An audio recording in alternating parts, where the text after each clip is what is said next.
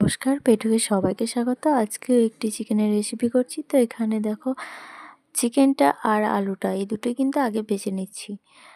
তো তারপর এখানে সমস্ত গুঁড়ো মশলা দিয়ে একটা পেস্ট করে নিয়েছি।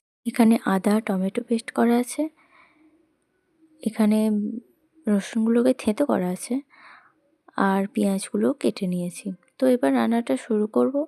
তো দেখতে থাকো। চিকেনগুলো তো ভেজে নিলামই, সব তুলে রেখেছি দেখো। এবার ওই তেলে দিয়ে দেবো গোটা গরম মশলা, তেজপাতা আর পেঁয়াজগুলো ভালো করে লাল লাল করে ভেজে নিয়েছি।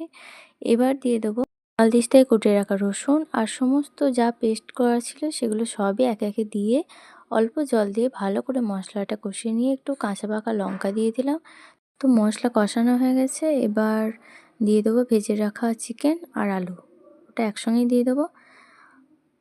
তো এখানে ভালো করে কষে নিচ্ছি মাংসটা, আর দিয়ে দিলাম সামান্য পরিমাণে জল। এটা মশলা বাটি ধোয়া জলটা দিয়েছি।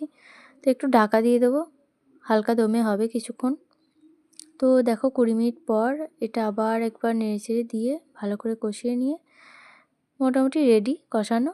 এবার ধনেপাতা দিয়ে আর গরম মশলা দিয়ে সুন্দর করে পরিবেশন করুন শীতের দুপুরে গরম গরম চিকেন কষা।